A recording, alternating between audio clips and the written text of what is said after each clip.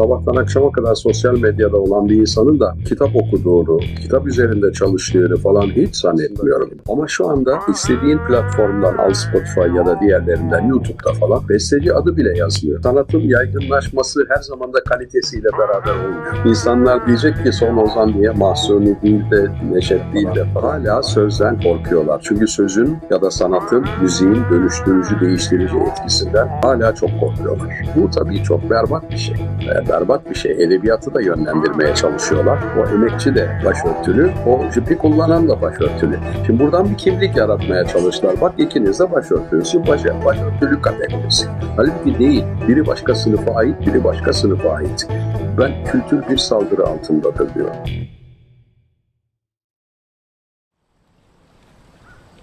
Hikaye şöyle başladı. Zafer abi, yani Zafer Köse, Zülfü Livaneli'nin sanat hayatının merkeze alan ve bu bağlamda edebiyat, sanat ve bir yönüyle bugünün aktüel sorunlarına değinen bir kitap çalışması olduğundan bahsetti. Sonra kitabın kapak tasarımını görüşüme almak için bana yolladı. Tabii ilk dikkatimi çeken kitabın adı oldu. Son Ozan. İtiraf etmeliyim ki bu ismi ilk başta biraz iddialı bulmuştum. Fakat kitabı okuduktan sonra isabetli bir isim seçimi olduğuna da kanaat ettim. Neticede Zülfü Livaneli benim kuşağımda, benden öncekilerde ve bugünün çocuklarında derin izler bırakmış ve hatta yarın doğacaklar üzerinde de aynı kuvvette izler bırakacak türden bir sanat insanı. Misal Livaneli'nin bizim evimize ilk girişi cızırtılı plaklar ve devamında kasetler dönemine denk gelmektedir. O zamanlar çocukluk tabii. Böyle tok sesli bir abi Anadolu türküleriyle modern batı müziğini harmanlayan kendine has bir yöntemle şarkılar söylerdi. Bunların mühim ve kalbe dokunan türden şarkılar olduğunu, o şarkılardaki hüznü, kederi ve umudu hissederdik. Ancak dedim ya, çocukluk neticede ve Nazım'ın dizelerine ses veren bu abinin sanatını her yönüyle idrak edebilmemiz için henüz çok erkendi. Yıllar geçtikçe ve biz büyüdükçe onu anlamaya, daha doğrusu anlayarak dinlemeye başladık. Sonra sesi ve ezgileri yolculuğumuza eşlik etti. Ondan sonra zaten aşıkken de dinledik, kavga ederken de. Ardından kitapları hayatımıza girdi. Bunlar hayatla, düzenle, toplumla meselesi olan, kendini alelade konulardan ve gündelik mevzulardan sıyırmayı başaran, hani böyle deyim yerindeyse buram buram edebiyat kokan eserlerdi. O kitaplarda duyduğumuz hayatların sesi ve edindiklerimiz vasıtasıyla bir manada kendi kültürel kimliğimizi de şekillendirebildik. Tabii tüm bu okumalar benim gibi edebiyata meraklı okuyucular için bir yönüyle eserin sahibiyle okuyucu arasında başlayan ve yıllarca süren uzun sohbetler gibiydi. Hatta hiç unutmam, o sohbetlerden birinde Livaneli bize, okuyan insan dünyanın aklına yaslar sırtını demişti.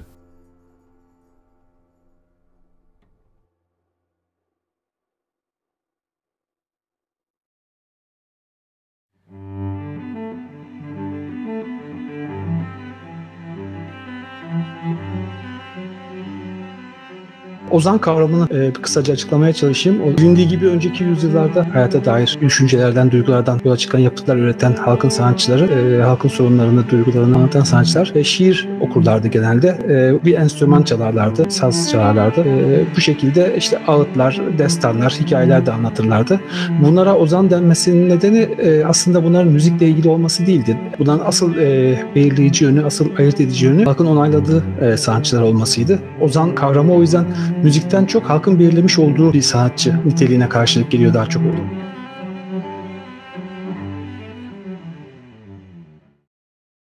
1950'lerden itibaren bu kitle iletişimi artık toplumlarda belirleyici olmaya başlayınca teknolojinin gelişmesiyle de ilgili, bir de kapitalizmin tabii işleyişiyle de ilgili matbaalar, kitapları çoğaltmak, ses kayıtlarını, plakları, filmleri, görüntüleri çoğaltmak kolaylaşınca insanlara ulaşmak daha kolaylaştı ama 60'lı 70'li yıllardan sonra, Türkiye'de de işte gene 70'li 80'li yıllardan sonra bu kitle iletişimi kendisi bir iktidar haline geldi.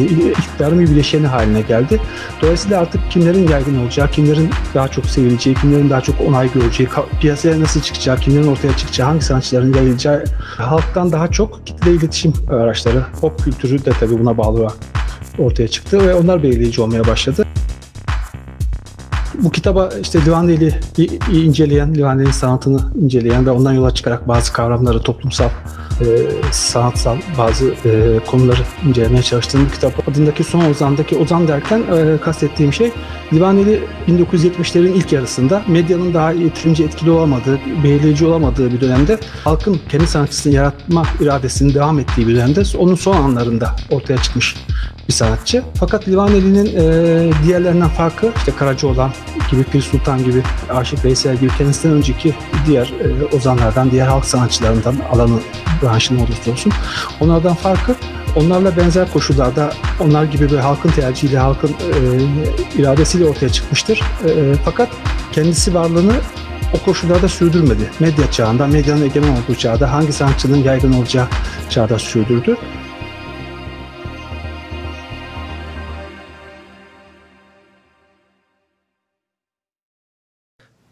Bu anlattıklarından hareketle abi, Livaneli pop kültürüne direnebildi mi? Daha doğrusu bunu başarabildi mi?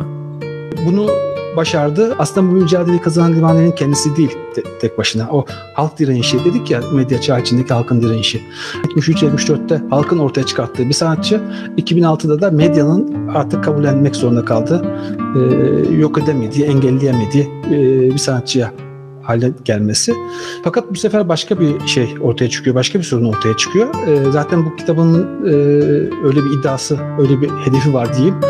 Pop kültürüne direnmek işlevi görmesini isterim. O amaçla yazdım diyebilirim özet olarak kitabı.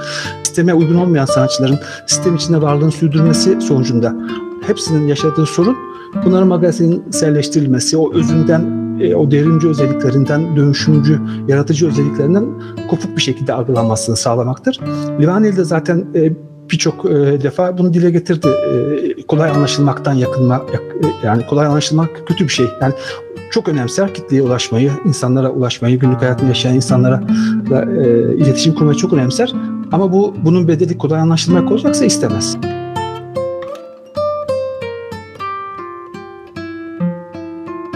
O yüzden ben bu kitapta Livaneli'nin öyle magazinsel bir yönlü hayat hikayesini değil, sanat anlayışı ve dünya görüşüyle ilgili pop kültürünün hedeflediğinin tersi yönde, onu gerçek özelliğiyle ortaya çıkartmak istedim. Bir başka açıdan bakarsak da şöyle diyebiliriz, aslında Livaneli'nin kendisini de anlatmak değil kitabın esas hedefi, belli bir dünya görüşünü, bir sanat anlayışını, bir toplumsal dönüşümlerin gözlemlenmesiyle ilgili onu kaynak alarak, onun penceresinden bakarak o konulara yorumlamak, o konularda incelemek, o konular üzerine düşünmek, tartışmak gibi bir iddiası da olabilir.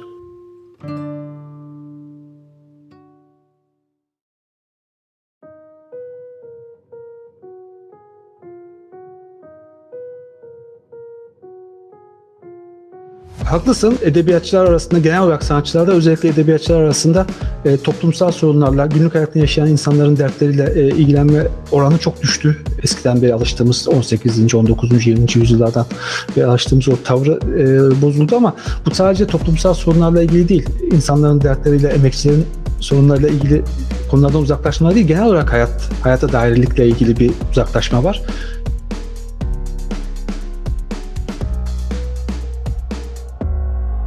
Ki 12 Eylül darbesinden sonra şöyle bir şey vardı, şöyle bir politik bir amaç vardı. İnsanlar siyasette ilgilenmesin. Bu tabii doğaya, insan yapısına, insanın niteliğine aykırı bir şey. İnsan toplumsal bir varlıktır. Bu mümkün değil, bunun gerçekleşmesi. Fakat ne oldu? İnsanlar siyasette gene ilgileniyor, fakat siyaset insansız hale geliyor.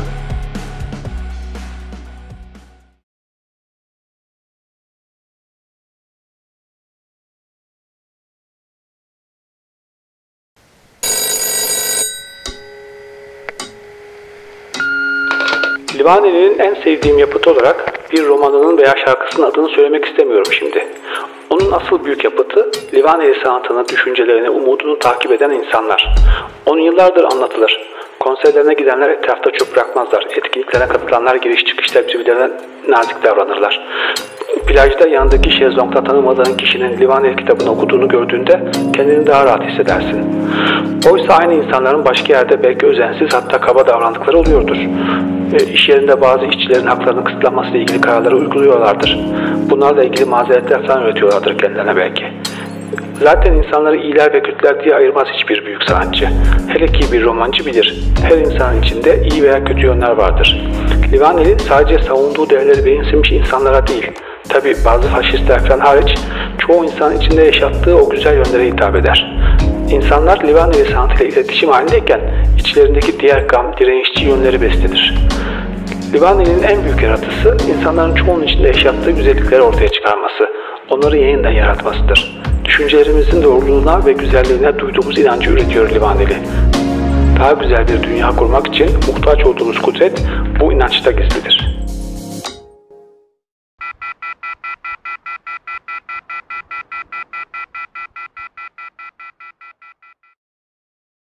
Takip edebildiğim kadarıyla abi siz farklı vesilelerle hep büyük sanatın köklere bağlı kalması gerektiğini ve edebiyattaki bu geleneksel tavrın da aktüel akımlara göre pek de değişmediğini sıkça anlatıyorsunuz. Livaneli sanatı da artık Anadolu'ya kök saldığına göre örneğin yani 50 yıl sonra veya 100 yıl sonra Anadolu'da acaba Livaneli etkisi nasıl olacaktır? Onu ben bilemem ama herhalde benim bazı parçalarım bu halkın mayasına, harcına karıştı gibi hissediyorum. Herhalde söyleyen çıkar, söylenir. Bir de dijital çağda yaşadığımız için artık her şey kayıt altında. Bundan sonra yani 500 sene sonra, 1000 sene sonra da bugünkü olayları izleyebilecekler. Yani eğer bu teknoloji eskiden olsaydı, hadi İsa çarmıha gerildi, nasıl gerildi? Gerildi mi, gerilmedi mi izleyebilecektik. Dolayısıyla dünya tabii bu dijital kayıttan sonra farklı bir noktaya gidiyor. Bilemiyorum, tabii sanatın ve yaratıların böyle bir yeraltı suyu gibi ilginç bir yayılma meselesi var.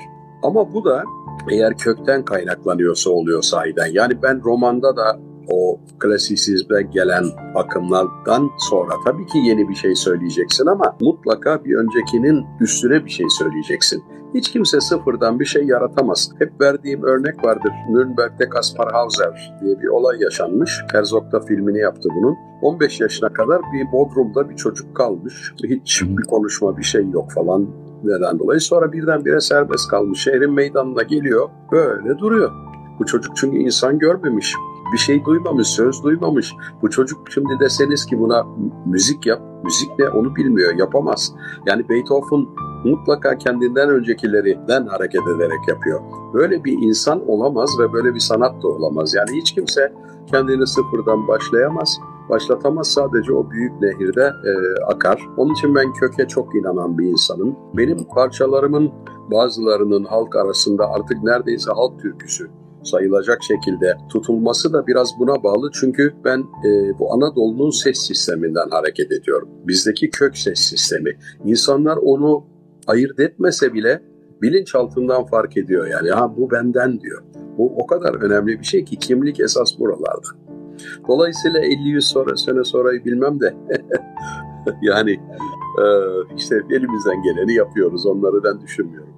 Şimdi gündelik hayatın koşturmasına dalmış insanlar, yani geçim derdi, işte başkaca sıkıntılarla boğuşan insanlar gerçek sanattan anlarlar mı? Veya büyük sanatın değerini bilirler mi? Bence bilirler. Çünkü o büyük sanat dediğimiz başka bir şey. Bir ilginç örnek verirdim yazılarımda. Hani sanat işçi sınıfıyla buluşacak, kavuşacak ya. Onun için de Kandinsky tahmin ediyorum bir ressam bir işçi yemekhanesine gidiyor bir fabrikada. Orada yüzlerce işçi var. Duvarlara tablolarını asıyor ve diyor ki nasıl etkileyecek acaba bu bunları diye. Hiç kimsenin baktığı yok. Herkes gelmiş yemeğini yiyor, konuşuyor, çıkıp gene gidiyor. Bir gün, 2 gün, 3 gün çok üzülmeye başlamış. Sonra orada bir yaşlı bir emekçi demiş ki bana bak ben farkındayım senin ne yaptığını ve niye üzüldüğünü. Üzülme. Bunlar bunun farkında değil ama bir gün eğer kaldırırsam bu tabloları ne oldu ya burada bir boşluk oldu diyecekler demiş. Dolayısıyla hangi dönemde söz sanatları ya da Esas söz sanatları tabii de sonra müzik ve diğer sanatlar durdu bitti ki dünyanın hiçbir toplumunda bitmiyor. Çünkü insanın mayasında var hikaye anlatmak ilk insandan bugüne kadar. Dolayısıyla hiçbir zaman bitmez. Büyük sanat dediğimizde kökten hareket eden ama bugünkü insanı da etkileyen, ona hikayeler anlatan, ona melodiler veren, ona resimler veren bir sanattır. O yüzden bence tükenmez.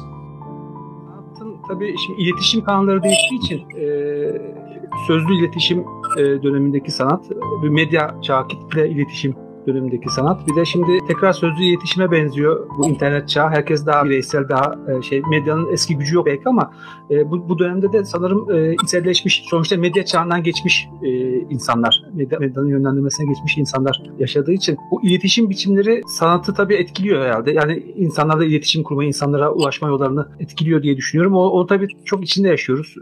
Daha göreceğiz ne sonuçlar çıkacak ama bundan sonra acaba böyle büyük kitlelere ulaşan sanatçıların çıkması zor mu bilmiyorum. O konuda düşünüyorum, ben kararsızım. Yani örneğin bir Yaşar Kemal gibi, Nazım Hikmet gibi ya da Livaneli gibi bundan sonra ortaya çıkıyor olsaydı, o kişiler bugün yaşıyor olsaydı, Aziz Nesin bugün ilk kitabını yayınlansaydı, Sabahattin Ali çok seviliyor şimdi örneğin. Daha çok satıyor çoğundan. Acaba o kişiler bugün yaşıyor olsaydı aynı sonucu elde edebilecek miydi? O büyük sanat etkilenecek midir bu şeyden? Bu hıza karşı bir direniş var. Hıza karşı bir hız tehdidi var hayatımızda diye düşünüyorum. Çok doğru bir şey bu. Bu sosyal medyaya ben de bakıyorum ve insanların çoğu, akademisyenler, yazarlar, felsefe bölümünde olanlar, çok çeşitli kendi böyle önemli uğraşları olan insanlar o tweetlere sıkışmış durumdalar. Onu görüyorum.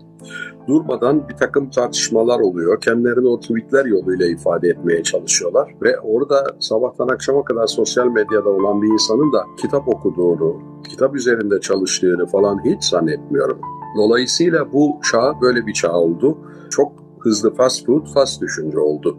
Hızlı düşünce, hızlı ifade, birdenbire hızlanıverdi her şey. Ama bu böyle değil. Bilim, sanat, düşünce, felsefe zaman ister. Hele bilim, sınama yanılmayla ilerleyen bir şey. Yavaş yavaş olgunlaşacak. Hataları görüp düzelte gidecek. Bu hızla bilim falan olmaz tabii. Bu hızla pazarlama olur. Sosyal medyanın ben sanata çok yardım ettiği kanısında değilim. Kendine ait başka bir şey yaratıyor. Mesela şundan da örnek vereyim. Eskiden biz uzun çalar denilen albümler yapardık. Onun kapağına uğraşılır, içine yazılar konur, şiirler konur, müzisyenlerden icra edenler, stüdyo, Tom Meister'e kadar hepsinin adı konur ve böylece bir emeğin kaybolmaması sağlanırdı. Ama şu anda istediğin platformdan, al Spotify ya da diğerlerinden, YouTube'da falan besteci adı bile yazmıyor. Geçen gün bir baktım, benim bu Leylim Ley çok paylaşılıyor ya. Leylim Ley, ya altına da yazmışlar dünyanın çeşitli yerlerinden. Ne güzel melodi işte şöyle falan filan. Benim adım yok. Bir sürü lisanslamalar var. Biri Brezilya'da, biri bilmem nerede. Hangi şirketlerdir? Nasıl yaparlar? Bu telifleri nasıl alırlar? Onları falan da anlamam mümkün değil. O yüzden şu anda mesela hangi şarkıcıdan duyarsa onun şarkısı diyor. Solistin şarkısı oldu. Besteci diye bir kavram da kalmadı ortada. Dolayısıyla kitap okumanın da nasıl gidecek bundan sonrası, insanlar nasıl alıp sakin uzun sabırla kitap okuyacaklar, onunla yaşayacaklar. Çünkü sinema filmi bile, tiyatroda yani sinemada film bile seyredilmiyor. Platformlara geçti. O bakımdan yayılıyor, yaygınlaşıyor ama sanatın yaygınlaşması her zaman da kalitesiyle beraber olmuyor. Tam tersi oluyor. Yani yaygınlaşmak güzel bir şey, insanlara ulaşmak güzel bir şey ama o derinlik kaybolmadan, o gerçekten anlaşılmak. Zaten pop kültürünün herhalde var, eskiden beri böyle bir sorunu var. Yok edemediği, engel olamadığı, ortaya çıkmasını önleyemediği sanatçılara simgesel isimleri daha sonra böyle ucuzlatarak, algısını çarpıtarak, pop yüzeyselleştirerek falan algılanmasını sağlar. O şekilde insanlara ulaşmasını sağlar. Madem önleyemiyor, bari böyle çarpıtayım falan diye bir şey vardır, bir refleksi vardır. Hem kapitalizmin hem pop kültürünün tabii. Çok teşekkür ederim Zafer, bu kitabı yazdığın, bu kadar uzun inceleme ve emek verdiğin için. Ben hep Son Ozan sözünün yanlış anlaşılacağını düşündüm.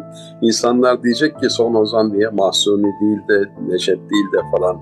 Ama sen tabii bambaşka bir anlamda koyuyorsun onu ve kitapta da anlatıyorsun Son Ozan'ın neden Son Ozan dediğini. O doğrusu beni de çok şaşırtan ve ilgilendiren senin bir saptaman o. Tamamen sana ait bir şey. Şu anda tabii ki biz büyük bir saldırı altındayız. Bununla ilgili söylediğinle ilgili bir şey anlatayım. Yaşar Kemal'le beraber New York'ta bir yazarlar toplantısındaydık. İşte insanlar çıkıp konuşuyor. Yaşar abi de çıktı. İşte Türkiye'de uzun zamandan beri işte hapishane yazarların okuludur. Hep şairler öldürülür, hapsedilir, uğraşılır, hapse konur falan diye. Sonra bu bir yazar vardı Kurt Vonnegut diye. Vonnegut geldi. Ben de çeviriyorum. Ya dedi tebrik ederim dedi. Ne güzel dedi sizi hapsediyorlar falan filan. Niye dedik? Dedi ki burada dedi bizi hapsedecek kadar falan ciddiye almazlar dedi. Konuşsun kendi kendine ne var? Siz demek ki toplumda önemli bir şey temsil ediyorsunuz ki. Sahiden de öyledir. Edebiyatın gücü, sözün gücü, muhalefet, o direnişe yaramadığı zaman o zaman işte oyuncak haline geliyor. Zaten edebiyat bir oyundur dediler ya postmodern dönemde. Dolayısıyla insanlar eğer öyle oynasaydı edebiyatla Nazım Hikmet'le uğraşmazdı ki kimse. Sabahattin Ali'yi de öldürmezlerdi. Hiç de bir şey olmazdı onlara. Ama tabii ki hala sözden korkuyorlar. Çünkü sözün ya da sanatın, müziğin dönüştürücü, değiştirici etkisinden hala çok korkuyorlar. Evet Güraycığım. Bir diğer sorumuz da bununla biraz bağlantılı tabii. Günümüzde edebiyat biliyorsun ki artık hiçbir okurun takip edemeyeceği kadar çok kitap çıkıyor. Yani neredeyse rakam var burada işte Zafer abi verdi. Yılda 20.000'e yakın kitap çıkıyor artık. Müzik ve diğer alanlarda da durum benzer. Kaldı ki hani kendi imkanlarıyla değil de bir onay mekanizmasından mesela yayın evi vasıtasıyla veya işte edebiyat yarışmaları bir yerlerden çıkmayı başaranlar dahi hevesli amatörler olmanın ötesine geçemiyorlar. Günümüzde yeni bir yazarın görünür olabilmesi bu ortamda ne kadar mümkün? Tabii çok zorlaştı bu işler. Bizim dönemimizde müzik olarak ortaya çıktığımız dönemde 70 başlarında falan elbette çok az kişi vardı. Mesela Selda bir türküsüyle ünlü birisi oldu. Neşet radyodan bir kere duyuldu. Mühür Gözlüm. O anda herkes nedir bu dedi. Dikkat etti. Artık öyle değil. Bölündü, parçalandı, kitleler ayrıştı, müzikte de diğer alanlarda da. Mesela büyük kapitalist televizyon kanalları, Amerika'nın NBC bilmem ne o büyük kanalları da kalmadı. Yani gitti mesela adam pilotsa pilotlukla ilgili bir kanal seyrediyor, avcıysa avla ilgili bir şey seyrediyor, izliyor. Dolayısıyla böyle bölündü kitle meselesi pek kalmadı zaten. Ama bir yazarın ortaya çıkması ben şöyle düşünüyorum. Tabii ki zamana zemine bağlı. Bazı büyük yazarlar zamanında çıkamamıştır. Mesela Stendhal, Henry Bale adıyla yazıyordu ve hiçbir zaman anlaşılmadı. Onun hakkında bayağı büyük bir inceleme kaleme alıp yazan bir tek kişi var onu anlayan, o da Balzac. Fakat ben ölümden 50 yıl sonra beni anlarlar diyor. Sahiden 50 yıl sonra anladılar. Bazen böyle olaylar oluyor. Bazen de birdenbire toplumun edebiyatla müthiş ilgilendiği bir dönem oluyor. Mesela Tolstoy'un, Dostoyevski'nin, Turgenev'in, Çehov'un yaşadığı döneme bakın. Bunların hepsi. O dönemde tiyatrolar falan yani doluyor taşıyor ve bu insanların kitapları kapış kapış oluyor ve tartışılıyor. Böyle dönemler var. Fransa'nın da böyle bir dönemi olmuştu. Şu anda Türkiye'de bir kesim evet okuyor ama nasıl seçecek, nereden seçecek? Orada ben sosyal medyaya şöyle güveniyorum. Eskisi gibi büyük gazetelerin ve televizyonların unisi altında değil insanlar. Kitaba da para veriyor tabii. Para vereceği için birbirlerine yazıyorlar. Ya okunur okunmaz. Gerçi diyeceksin ki o yazanların beğenisi ne kadar, nereden böyle bir şey olabiliyor falan ama yani ne olursa olsun ya şöyleydi, bak şu beni çok şey yaptı. Kitaptan alıntılar falan paylaşıyorlar. Bir şekilde ortaya çıkıyor. Ben bunu düşünmüştüm. Amerika'da ilk kitabım çıktığı zaman düşünmüştüm. Ya bir baktım Amerika'da böyle bir şelale gibi kitap çıkıyor. Şelale gibi. Yani kitapçılarda yer bulunmuyor. Yani sadece sırtından böyle görünecek tek bir kitap bile olmuyor. Dedim ki bizi kim nereden bulacak, nereden okuyacak falan dedim ama demek ki yolunu buluyor. Yani okuru oluştu.